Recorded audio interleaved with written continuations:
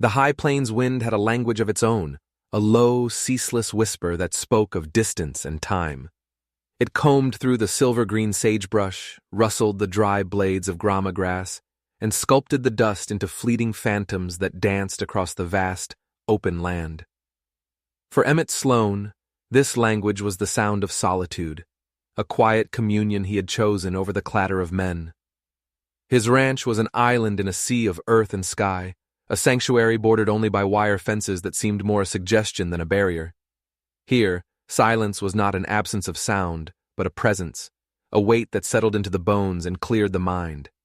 And in this silence, his truest conversations were held with the one creature who understood its vocabulary as well as he did: Sterling. The stallion was a magnificent animal, a deep, solid bay whose coat shone like polished mahogany in the oblique morning light. He was not a creature of brute force, but of elegant power, his muscles cording and uncoiling with a liquid grace that belied his strength. Sterling was more than livestock. He was the other half of Emmett's solitude, a living testament to the untamed spirit that Emmett so deeply respected. Their bond was forged not in commands and obedience, but in the shared rhythms of the day. The pre-dawn check of the fences, the long, loping rides across the open range, the quiet moments in the paddock, where a soft nicker was an answer to a question Emmett hadn't spoken aloud. This morning, the ritual was the same. The sun was a nascent promise on the horizon, spilling a pale, watery gold over the distant mesas. Emmett moved through the cool air of the stable, the familiar scent of hay, leather, and horseflesh a comforting balm. He approached Sterling's stall, his boots scuffing softly on the swept dirt floor. The stallion nickered, a low, guttural sound of greeting, and pushed his broad head over the stall door. Emmett raised a hand, his calloused palm tracing the strong line of the horse's jaw, his fingers combing through the coarse silk of his forelock. He felt the familiar vibration of the animal's life, the steady, powerful pulse beneath the skin. It was a daily affirmation, a grounding touch that connected him to something real and pure in a world he often found wanting. He opened the stall and led Sterling out into the paddock, a curry comb and brush in his hand. Grooming was another part of their dialogue, a wordless exchange of trust. As Emmett worked, the comb scraping away the dust and loose hair, his mind was quiet, his focus entirely on the animal before him. The sun climbed higher, warming his back, and the world seemed held in a perfect, fragile equilibrium. Then his hand found it. On Sterling's powerful flank, just below the swell of his hindquarters, the rhythmic motion of the brush faltered. Emmett's fingers probed gently. Beneath the glossy hair, the tissue was swollen, unnaturally hard. He leaned closer, his breath catching in his throat. Parting the hair, he saw the stain. It was not the angry red of a fresh wound or the muddy brown of an old scrape. It was a deep, sickening purple, a constellation of dark bruises that blossomed beneath the skin like a toxic flower. They were shaped with a cruel and undeniable geometry, the distinct parallel lines of a heavy strap or a thick piece of lumber. His touch, usually so steady, began to tremble. He moved his hand further down Sterling's leg, finding another cluster, and another, each a silent, screaming testament. This was not the accidental mark of a fall against a rock or a panicked scramble through a tight space. This was deliberate, calculated, human. A coldness seeped into Emmett's chest, a chilling inverse of the sun's warmth on his back. He stood up slowly, his gaze fixed on the marks, his mind struggling to process the violation. Who? And why? Sterling was not a difficult horse. He was proud, yes, but gentle with those who knew him. He would not have provoked this. This was an act of malice, a message written in pain on the flesh of an innocent animal. A quiet, simmering rage began to build inside him, a pressure behind his eyes that was as intense as it was controlled. It was not a hot, explosive anger, but a slow-burning fire, deep and dangerous. He looked at Sterling, who stood patiently, his dark, intelligent eyes watching Emmett, seeming to understand the shift in the air. The horse nudged his hand, a soft, questioning gesture, and in that simple touch, Emmett felt a surge of profound, protective love that was agonizingly intertwined with his hurt. The bruises were not just an injury to an animal.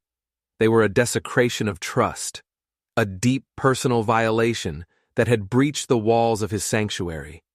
He ran a hand over Sterling's neck, his jaw tight. The wind whispered its endless secrets, but now they sounded like a warning.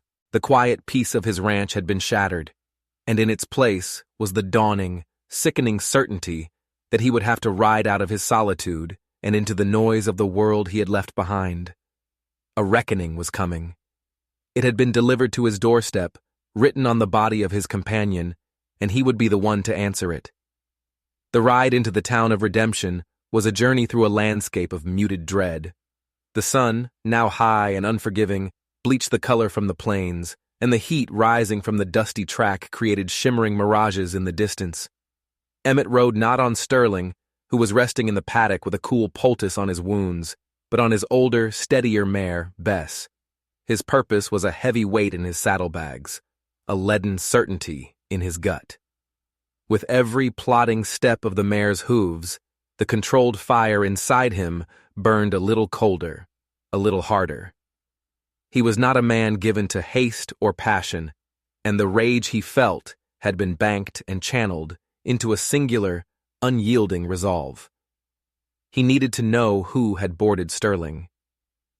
He'd left him at the town livery for 2 days while he'd ridden the far northern fence line, a section too rough and remote for a stallion of Sterling's value. He'd entrusted him to Pete, the livery owner. He'd paid him well. As the scattered homesteads gave way to the first buildings of Redemption, a palpable change occurred in the atmosphere. It wasn't just the dust kicked up by wagons or the distant clang of a blacksmith's hammer. It was a human stillness, a tension that hung in the air like humidity before a storm. People on the boardwalks, who might normally have offered a nod or a tipped hat, seemed to find something fascinating in the dirt at their feet or the peeling paint of the storefronts as he passed. Eyes met his for a fleeting second before darting away. Conversations that had been animated moments before dwindled into hushed whispers, the participants turning their shoulders as if to form a physical barrier against his presence. It was a town-wide act of looking away, a collective shunning that was as loud as a shout. Emmett had always been a solitary man, but he had never felt like an outcast. Now, he was a pariah, and he hadn't even spoken a word. He felt the town's fear like a physical force, a thick, suffocating blanket of it. He saw it in the way a woman hurried her child indoors, the way a pair of men at the saloon entrance suddenly went silent, their beers frozen halfway to their lips.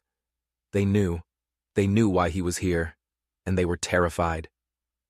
The livery stable stood at the end of the main street, a large, weathered barn that smelled of old hay and manure. Pete was out front, sweeping the dusty ground with a worn-out broom, his movements jerky and inefficient. He was an elderly man, his back stooped, his face a roadmap of worry.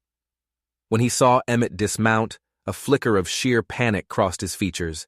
He dropped the broom as if it were hot, his hands fluttering uselessly at his sides. "Emmett," he rasped, his voice thin and reedy. He couldn't meet Emmett's eyes, his gaze fixed somewhere on the buttons of Emmett's shirt. "Didn't expect to see you back so soon." "Pete," Emmett said, his voice level and quiet, yet carrying a weight that made the old man flinch. "I need to talk to you about my horse." Pete swallowed hard, his Adam's apple bobbing in his wrinkled throat. "Sterling? Fine animal. Strong. Real strong." He was babbling, his fear making him incoherent. "He's bruised, Pete. Badly," Emmett continued, his voice dropping even lower. "Looks like someone took a board to him while he was in your care." No, Pete stammered, wringing his hands. "Must have been an accident. Maybe he kicked the stall. He's a spirited horse, you know. Spirited." "He was calm when I left him," Emmett said, taking a slow step forward. He wasn't menacing him, not physically, but his presence seemed to shrink the very air around the old man. "You and I both know these aren't marks from a stall. This was a beating. Tell me who did it." Pete's face, already pale, turned a pasty gray. He backed away, shaking his head, his eyes wide with a terror that went far beyond a simple fear of Emmett's anger. "I can't. Emmett, please, I got a family, I got debts." His voice trailed off as the sound of approaching hoofbeats and arrogant laughter cut through the tense air. Two riders trotted down the street, their horses expensive, their saddles gleaming with silver conchos. At their lead was Clyde Baxter. Baxter was a man who wore his wealth like a suit of armor. His clothes were tailored, his boots polished to a high shine, a stark contrast to the dust and grime of the town he lorded over. He had inherited the bank, the freight company, and half the land in the county from his father, but none of the old man's gruff sense of community. Clyde wielded his power not with a handshake, but with a clenched fist, his arrogance a poison that had seeped into every corner of redemption. He pulled his horse to a halt, a cruel smirk playing on his lips as he looked from Emmett to the terrified livery owner. "Well, well," Clyde drawled, his voice smooth and condescending. "Emmett Sloan, gracing us with his presence. Having a little chat with old Pete here?" Emmett turned slowly, his body language calm, but his eyes were like chips of flint. He said nothing, simply holding Baxter's gaze. Clyde chuckled, a sound devoid of warmth. He swung down from his horse, tossing the reins to one of his hired men, Jake Morrison. "Pete, you look like you've seen a ghost. Don't tell me you're letting this dirt scratcher bother you." He took a step towards Emmett, his smirk widening. "I hear you've got a problem with your horse. A shame. Such a fine animal. Too proud, though. Some animals just need to be taught their place, need to be reminded who's in charge." The confession was so casual, so utterly devoid of remorse, that it struck Emmett with the force of a physical blow. The rage in his chest coalesced into a point of ice. So this was it. Not a random act of cruelty, but a calculated display of power. "You did it," Emmett stated, his voice flat and dangerous. Clyde shrugged, examining his clean fingernails. "Let's just say the horse was uncooperative, resisted being moved. A lesson was administered. He understands things better now, I imagine." He finally looked up, his eyes cold and mocking. "But this doesn't have to be a problem, Sloan. In fact, I see an opportunity here. That's a fine stallion. Too fine for a man like you. I'll give you $500 for him. A fair price. Generous, even."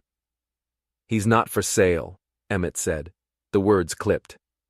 Clyde's smile vanished, replaced by a mask of reptilian stillness. "I think you misunderstand me. That wasn't a request. It was advice. You see, this is my town. Everything in it, everyone in it, exists because I allow it to. Animals get hurt, accidents happen, fences break, wells go dry. It would be a terrible shame for such a string of bad luck to befall a man who owns such a fine, but ultimately fragile, piece of property." He gestured back at the terrified Pete. "Just ask Pete here about bad luck. He understands the cost of non-cooperation." The threat hung in the air, thick and suffocating. It wasn't just about Sterling anymore. It was about everything. His ranch, his livelihood, his very existence. This was the language of tyranny, spoken not with a gun, but with the crushing weight of economic control. Clyde Baxter was not just a cruel man who had harmed an animal. He was a king in his own dusty kingdom, and he was demanding fealty. Emmett stood there, the sun beating down on him, the averted gazes of the townspeople burning into his back. He was one man, alone, facing a man who owned the world, and in that moment, the fight for his horse became a fight for his soul. His silence was his answer, a refusal so profound it echoed louder than any shout in the oppressive stillness of the street. Clyde stared at him, his eyes narrowing, recognizing the unbending will in the rancher's quiet stance. The battle lines had been drawn not in the dirt, but in the heart of a man who refused to break.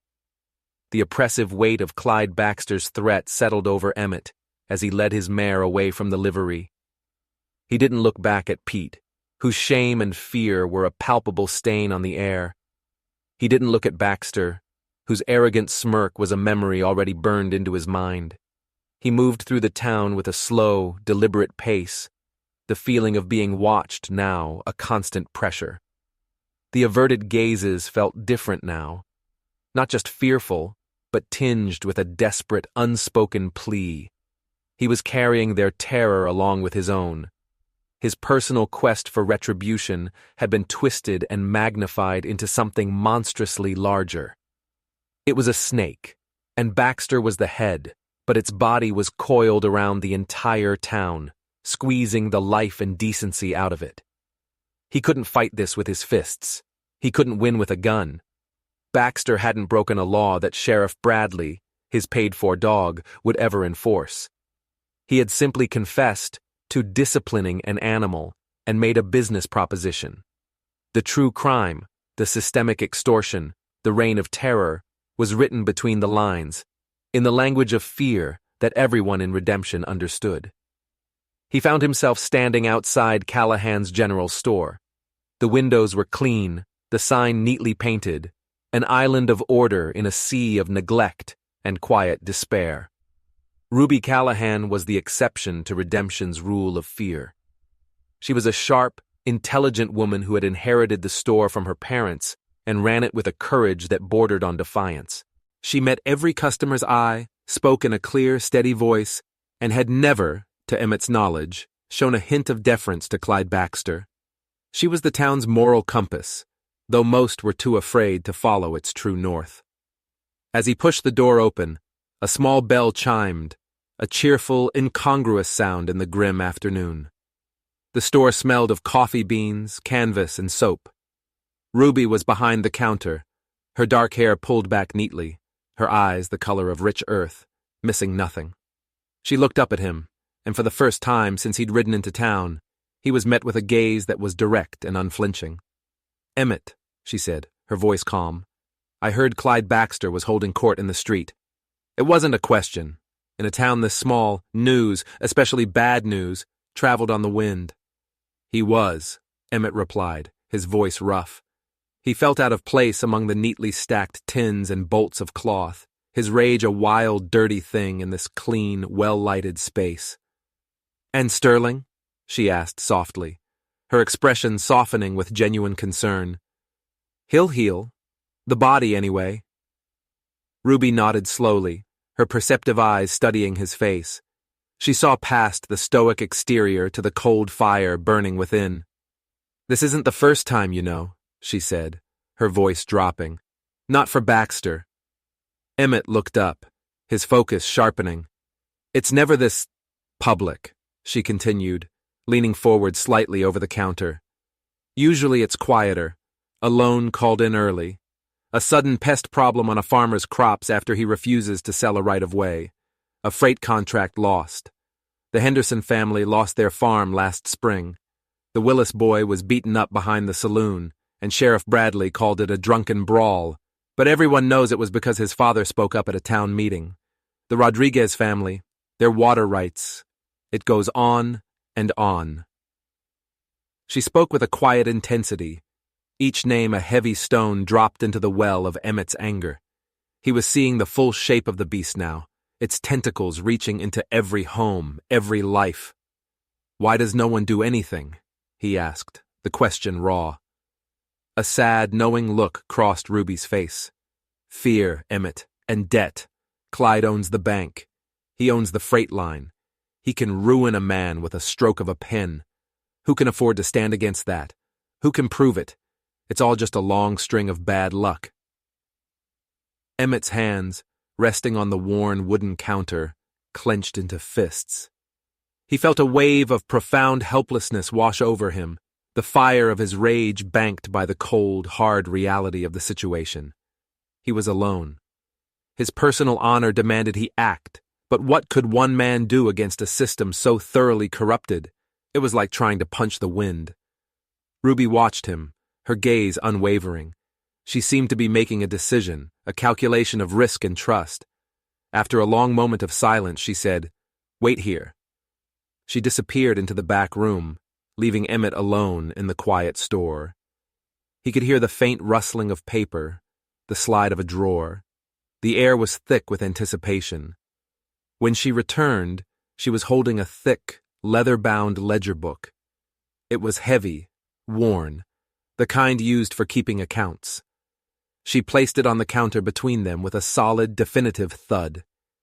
It didn't look like a weapon, but the way she handled it, the gravity in her eyes, told him it was the most dangerous thing in redemption. "My father taught me to keep good records," she said, her voice barely a whisper. "After he died and I took over, I just kept doing it, not just for the store." She opened the book. The pages were filled with her neat, precise handwriting. It was not a record of sales and inventory. It was a meticulous, horrifying chronicle of Clyde Baxter's reign. Each entry had a date, a name, and a story. March 12th, Henderson Farm.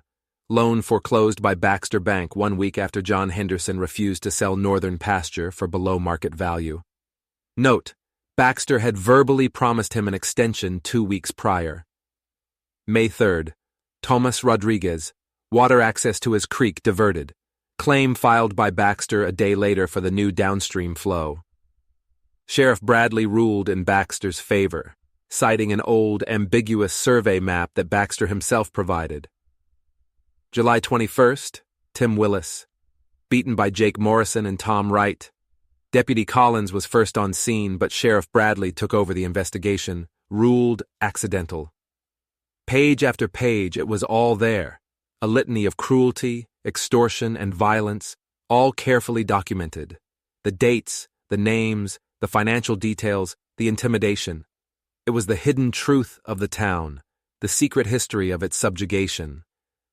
Emmett stared at the open page, the neat black ink a testament to Ruby's silent, lonely courage. She had been watching, listening, and recording, waiting for a spark, for someone brave enough or pushed far enough to act. "This," Emmett began, his voice failing him. He looked from the ledger to Ruby's determined face. The weight on his shoulders shifted. The burning, personal need for vengeance was being replaced by something heavier, more profound. It was the weight of the Hendersons, the Willises, the Rodriguezes. It was the weight of Pete's terror and the town's averted gaze. This ledger was not just evidence. It was a testament to shared suffering. It transformed his solitary quest into a fight for the soul of the entire community. He was no longer just a man whose horse had been harmed. He was the keeper of a terrible, collective truth. "It's not enough for one person," Ruby said softly, as if reading his thoughts. "He'll crush one person.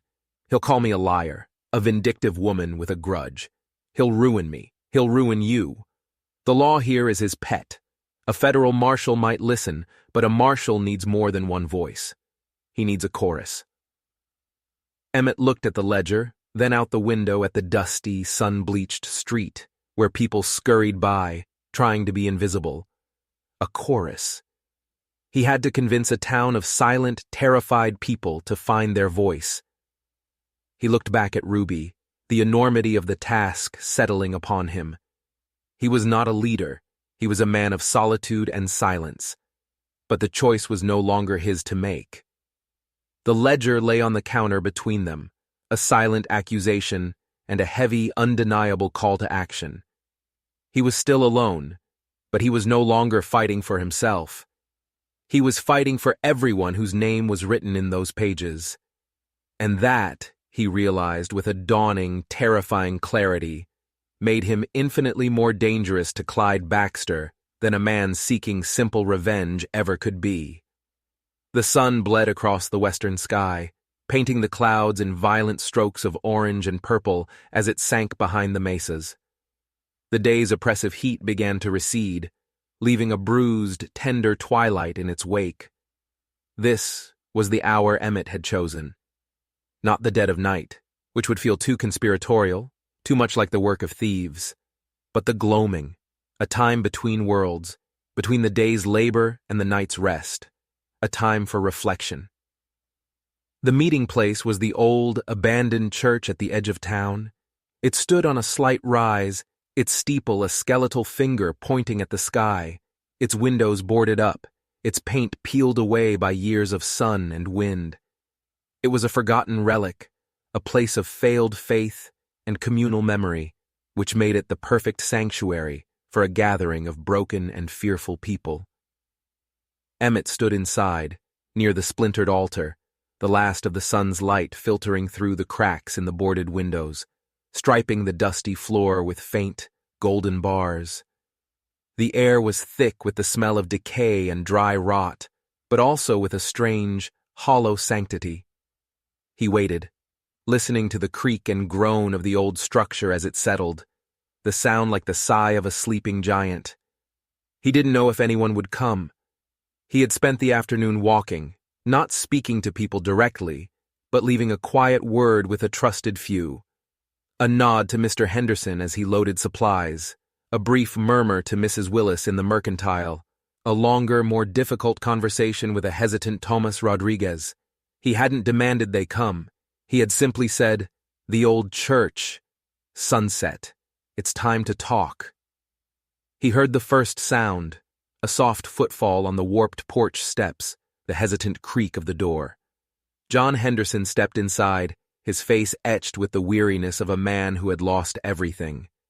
He held his worn hat in his hands, turning it over and over. He saw Emmett and gave a short, nervous nod before retreating to the shadows along the wall, as if trying to make himself smaller. Then another came, and another. The Willis family, their teenage son Tim moving with a stiff awkwardness that spoke of still healing ribs. The Rodriguezes, a proud family forced into humility, their eyes full of a defiant sadness. Pete, the livery owner, slipped in last, his gaze fixed on the floor, the picture of a man at war with his own cowardice. In all, perhaps 15 people materialized from the twilight, a small, sorrowful congregation of the wronged. They didn't sit in the pews, which were covered in a shroud of dust, but stood scattered, isolated in their shared fear, their silence a heavy, suffocating blanket. Emmett moved to the center of the room, into a pool of fading light. He was not a preacher, not a politician. He was a rancher, more comfortable with the silence of the plains than the weight of expectant eyes. He felt their despair, their cynicism, their deep-seated belief that resistance was futile. His words, he knew, had to be more than just words. They had to be a bridge across that chasm of fear. "I thank you for coming," he began, his voice quiet but clear, echoing slightly in the cavernous space. "I know it wasn't easy. Nothing in this town is easy anymore." He paused, letting the simple truth of that statement settle. He looked from face to face, meeting their eyes one by one. "I'm not going to stand here and tell you to be brave. I'm not going to talk about fighting. I know what you've lost. I know what you're afraid of losing." He looked at John Henderson. "Your farm wasn't just land. It was your father's land. It was your future." He looked at the Willises. "Your son's safety is worth more than any price." He looked at the Rodriguezes. "Water is life. He's stealing your life." His voice was raw, unpolished, stripped of any artifice. He wasn't appealing to their anger, but to the deep, aching truth of their wounds. "We've all been living apart in our own fear. We look away from each other in the street. We stay quiet, hoping the trouble passes us by, hoping it lands on someone else. We tell ourselves it's safer that way. But it isn't. His power," Emmett said, the name Clyde Baxter an unspoken poison in the air. "It comes from our silence. It's fed by it. We've been feeding the monster that's devouring us, one silent nod at a time." A murmur went through the small crowd, a rustle of discomfort and recognition. "I don't have a weapon that can beat him," Emmett continued, his voice dropping, drawing them in. "A gun won't fix a crooked ledger at the bank. My fists won't restore your water rights. Violence is his language. If we speak it, we lose. But we have something he doesn't understand, something he can't buy or intimidate." He pulled the heavy ledger book from inside his coat. He held it up. It was Ruby's, but in that moment, it was theirs. "We have the truth, all of it, in one place." He opened it, the sound of the thick pages turning unnaturally loud in the silence. "Ruby Callahan has been keeping a record. Your story, Mr. Henderson, is in here.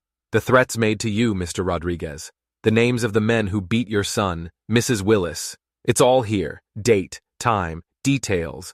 It's a record of his crimes, written down year after year. A gasp went through the room. They stared at the book as if it were a holy relic or a bomb. One voice, Emmett said, his gaze sweeping over them. He can dismiss as a lie. He can crush one person, but he can't crush all of us. Not if we all speak at once. Not if we take this ledger and our own sworn testimony to back it up to someone beyond his reach, a federal judge, a marshal from outside this county. Together, our voices become a single, undeniable truth. The hope he offered was fragile, a flickering candle in a profound darkness. He saw the struggle on their faces, the deep, ingrained fear battling with a nascent spark of defiance. He's just one man, Tomas Rodriguez said, his voice bitter. But he has the sheriff. He has money. He has men who will do his bidding. What do we have? A book? We have each other, Emmett replied simply. It's all we've ever had. We just forgot how to use it. The tension in the room was electric, a fragile, desperate hope hanging by a thread. And at that exact moment, the church door creaked open again. Every head snapped towards the sound. Framed in the deep blue of the twilight stood Deputy Collins. He was young, his face pale under the brim of his hat, his hand hovering near the butt of his pistol. A wave of panic rippled through the congregation. He was the law. Bradley's law, Baxter's law. They were trapped. Sheriff Bradley's voice boomed from the doorway behind his deputy. Well, look what we have here. A little prayer meeting? Bradley stepped inside, followed by Jake Morrison and Tom Wright. They blocked the only exit. Bradley's eyes, small and porcine, gleamed with malicious triumph. He looked at the terrified townspeople, then at Emmett, a smug grin spreading across his face. Having a secret meeting, Sloan? Trying to stir up trouble? That's conspiracy. That's a jailable offense. The fragile hope in the room shattered, replaced by ice-cold dread. They had been betrayed. Pete, the livery owner, let out a small, choked sob and sank to his knees. Collins! Bradley barked, gesturing at Emmett. Arrest him! Deputy Collins didn't move. He stood frozen between the sheriff and the townspeople, his face a mask of conflict. His gaze fell on the Willis family, on the young boy whose beating he knew had been no accident. He looked at the other faces, faces he saw every day, etched with a misery he had long tried to ignore. He was a man caught between his paycheck and his conscience. Deputy, I gave you an order! Bradley snarled, his face turning red. Emmett didn't look at Bradley. He looked only at Collins. He said nothing. He didn't plead or threaten. He simply held the young deputy's gaze, his expression one of quiet, profound challenge. Choose. The single word hung unspoken in the air. Choose who you are. Collins's hand, which had been near his gun, slowly dropped to his side. He took a half step, not towards Emmett, but away from the sheriff, placing himself slightly more in line with the townspeople. His voice, when he spoke, was shaking but clear. No, sir. The silence that followed was absolute. Bradley stared, his jaw slack with disbelief. Jake Morrison and Tom Wright exchanged uncertain glances. In that moment, the entire balance of power in the room, in the town, shifted. It was a quiet earthquake, a tectonic plate of morality grinding into place. Collins looked at the townspeople, his voice gaining strength. What he's saying, about the ledger, it's the only way. I've seen it. I won't be a part of it anymore. He turned his gaze fully on Bradley. I won't. That was the crack in the dam. John Henderson, who had been huddled in the shadows, straightened up. He took a step forward. The ledger is truth, he said, his voice trembling but firm. He took my farm. I'll swear to it. And my boy, Mrs. Willis said, her voice ringing with a mother's fury. I'll swear to that. One by one, they spoke. A chorus of the broken, finding their voices in the dusty, hallowed air of the forgotten church. Tomas Rodriguez, Pete the livery owner, others. Each testimony was a nail in Clyde Baxter's coffin, The fear was still there, a tremor beneath their words, but it was now overlaid with a shared, fragile, breathtaking courage. They were no longer scattered victims. They were a unified front, a quiet army declaring war not with weapons, but with the simple, devastating power of their collective truth.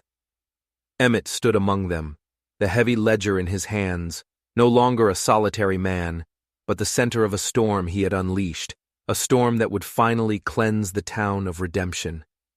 Bradley, sputtering, powerless against this sudden tide of defiance, backed away, his authority stripped bare, leaving him as nothing more than a hollow, blustering shell.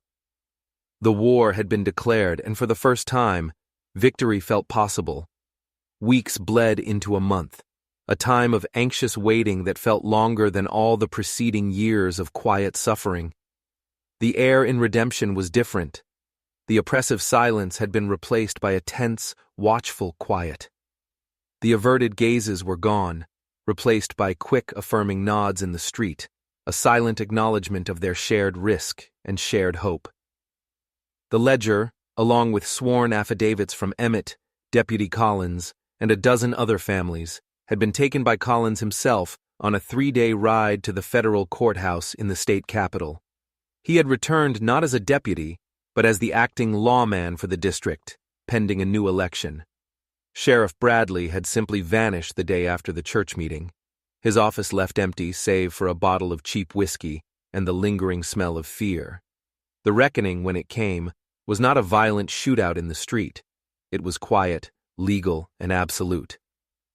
2 federal marshals, grim-faced men who carried the weight of impartial law, rode into town. They didn't swagger or shout. They went first to the bank, then to Clyde Baxter's ornate house on the hill. There were no threats, no grand confrontation. There was only the quiet presentation of a federal warrant, the click of handcuffs, and the cold, hard finality of the law when it is uncoupled from corruption. Clyde Baxter, the man who believed he was untouchable, who had built an empire on intimidation and cruelty, was led away in irons.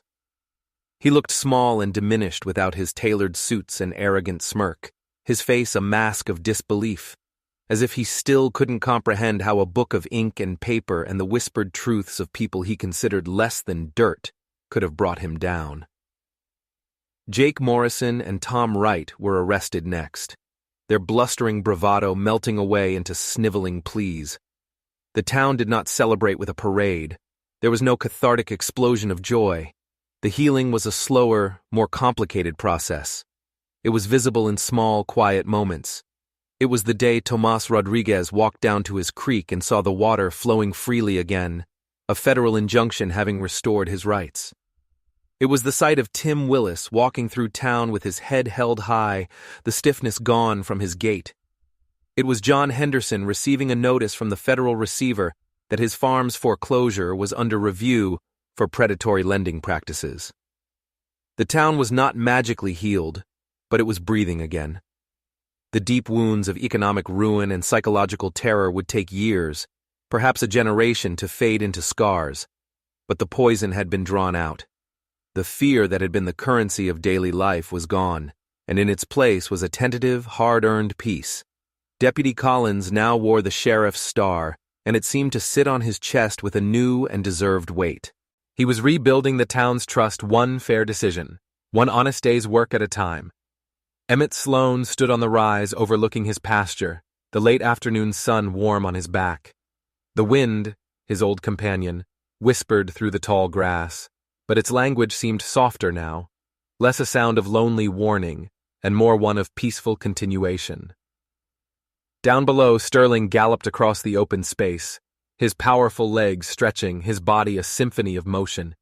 His spirit, which had never truly been broken, was whole and free. He was running not from anything, but for the sheer joy of it. As the stallion slowed to a trot and came toward him, Emmett could still see the faint, silvery lines of the scars on his flank if the light caught them just right. They were a permanent reminder of the cruelty that had set everything in motion. But they were only scars now, marks on the surface. The deeper wound, the one to the town's soul, was also beginning to heal. Sterling stopped before him, nudging Emmett's chest with his head in the familiar wordless greeting. Emmett wrapped an arm around the horse's strong neck, burying his face in the coarse mane that smelled of sun and dust and life. He felt the steady, powerful rhythm of the animal's breathing, a grounding force that had always been his anchor. He had been forced out of his solitude, drawn into the messy, painful heart of a community, and had discovered a strength there he never knew existed, not just in himself, but in the combined voices of others. He looked out across his land, toward the distant silhouette of the town of redemption. A quiet triumph settled over him, not of victory, but of restoration. Peace had returned, not as a gift, but as something they had built together, one splintered piece of courage, one shared truth, one painful scar at a time. The world was still a place of harsh sun and hard ground, but home, he now understood, was not a place you defended alone. It was a trust you built with others, a fragile sanctuary held together by the quiet promise to no longer look away.